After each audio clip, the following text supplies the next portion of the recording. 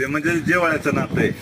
दैवशेठला पहिल्यापासून माहिती आहे. बकासूर दोन नातं दावणी खूप असे मोठं. यांची ना आमची की आमच्या प्रत्येक दावणीच्या बैलावर बकासूर पळाय. दोनच दावणी महाराष्ट्रात असे दुनियापेक्षा अलगच प्रेम आहे. प्रत्येक वेळेस आपल्याला एक पाऊल मागे राहायची वेळ आली तरी चालेल, पण तो पुढं राहायला पाहिजे आणि त्याचा तो मान आहे.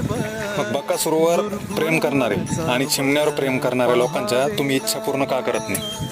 म्हणजे होतील ना सोबत काळात नक्कीच 100% होणार. कारण बकासूर म्हणजे बैलगाडा क्षेत्रातला एक देव हो. आहे आणि सगळ्यांना वाटतं की बा आम्ही शेटनी इतकी मोठी खरेदी केली, इतके मोठे पैसे खर्च केले, तर त्या देवाच्या काळात कुठेतरी चिमण्या पळायला पाहिजे. आहे मामांचं आणि माझं बोलणं झालं होतं मध्ये.